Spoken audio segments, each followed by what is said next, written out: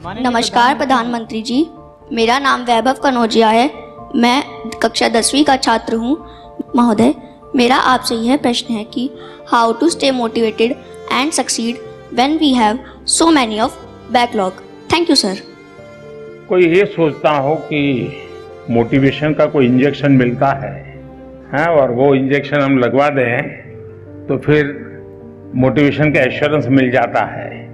किसी को लगता है कि ये फॉर्मूला मिल जाए तो फिर मोटिवेशन की कभी समस्या नहीं रहेगी।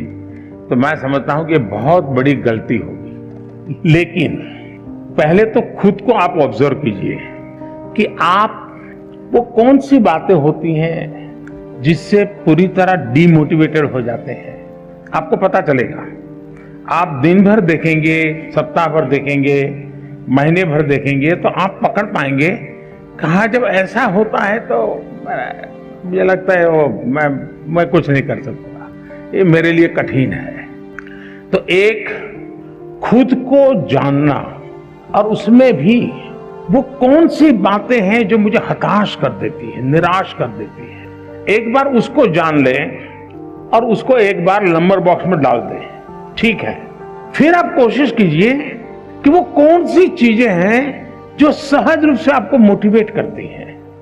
जो बातें सहज रूप से आपको मोटिवेट करती हैं उसको आप आइडेंटिफाई कीजिए। मान लीजिए आपने कोई बहुत अच्छा गाना सुना, सिर्फ उसका संगीत नहीं, उसके शब्दों में कुछ चीजें ऐसी हैं कि आपको लगता है हाँ यार, सोचने का तरीका ये भी हो सकता है। तो आपने देखा होगा कि आप अचानक नए सिरे से सोचना शुरू कर देते हैं। किसी ने आपको बताया था? नहीं बताया था, लेकिन आपने खुद को तैयार किया था कि वो कौन सी चीजें हैं जो मुझे मोटिवेट करता, आपने पकड़ लिया तो आपको मन करेगा हाँ ये मेरे लिए बहुत काम की चीज है। इसलिए मैं चाहूंगा कि आप स्वयं के विषय में जरूर एनालिसिस करते रहिए। उसमें किसी और की मदद के चक्कर में मत पड़िए। बार बार किसी को एक जाके मत कहो यार मेरा मूड नहीं है, मुझे मजा नहीं आता है। फिर आपके अंदर एक ऐसी वीकनेस पैदा होगी कि हर बार आप सिंपैथी चाहेंगे। फिर आपका मन करेगा मम्मी मेरे पास बैठे हैं, जरा मुझे पुचकारे पुलकारे, समय में जरा उत्साहित करे, मेरा लालन पालन करे। तो एक वीकनेस धीरे धीरे डेवलप हो जाएगी। कुछ पल तो अच्छे चले जाएंगे। और इसलिए कभी भी उन चीजों के विषय में सिंपैथी गेन करने के लिए उपयोग मत कीजिए, कभी मत कीजिए। है जीवन में मुसीबतें आई, निराशा आई, हताशा आई, मैं उसको खुद जीऊंगा, मैं उससे जम करके उससे जंग करूंगा और मेरी ही निराशा, मेरी उदासीनता को मैं ही खत्म कर दूंगा, मैं ही उसको कब्र में गाड़ दूंगा। ये विश्वास पैदा करें। दूसरा है, हम किन चीजों को ऑब्जर्व करते हैं। कभी कभी कुछ चीजों को ऑब्जर्व करने से भी हमें बहुत प्रेरणा मिलती है। अब मान लीजिए आपके ही पर घर में एक 3 साल का बच्चा है, 2 साल का बच्चा है, उसको कुछ लेना है लेकिन उसके लिए बड़ा मुश्किल है। आप दूर से देखते रहिए कि वो गिर जाएगा, पहुंच नहीं पाएगा, थक जाएगा तो थोड़ी देर चला जाएगा, फिर आएगा, फिर कोशिश करेगा।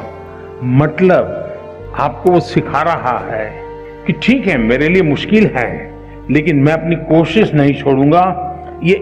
ये मोटिवेशन क्या किसी स्कूल में किसी ने पढ़ाया था क्या? उस 2 साल के बच्चे को कोई प्राइम मिनिस्टर गया था कहने के लिए क्या? किसी प्राइम मिनिस्टर ने समझाया था क्या?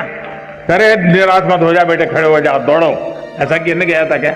जी नहीं। ईश्वर ने एक इनहेरेंट क्वालिटी हम सब में रखी हुई है जो हमें कुछ न कुछ करने के लिए वो ड्राइविंग फोर्स बनती है। छोटे बालक में भी होता है। हमने कभी इन चीजों को ऑब्जर्व किया है?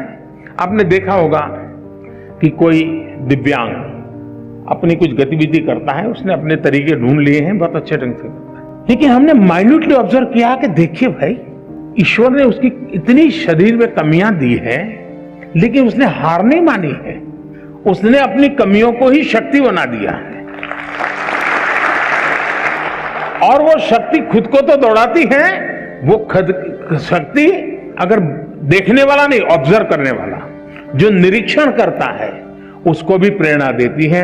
हम कोशिश करें हमारे आसपास जो चीजें हैं उसको हम उस रूप में ऑब्जर्व करें, उसकी वीकनेसेस को ऑब्जर्व ना करें, उस कमियों को उसने कैसे मात किया है, उन कमियों को वो कैसे मात करता है, उस प्रक्रिया को बारीकी से देखिए।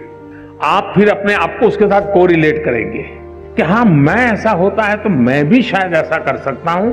ईश्वर ने तो मुझे हाथ पैर सब बहुत बढ़िया दिया है, मुझे तो कोई कमी नहीं है, मैं क्यों चुप बैठा हूं। आप खुद दौड़ने लग जाएंगे। और इसलिए मैं मानता हूं कि आप अपने आप को खुले मन से इन चीजों से जोड़ेंगे तो कभी भी निराशा आपके दरवाजे पर दस्तक नहीं दे सकती है।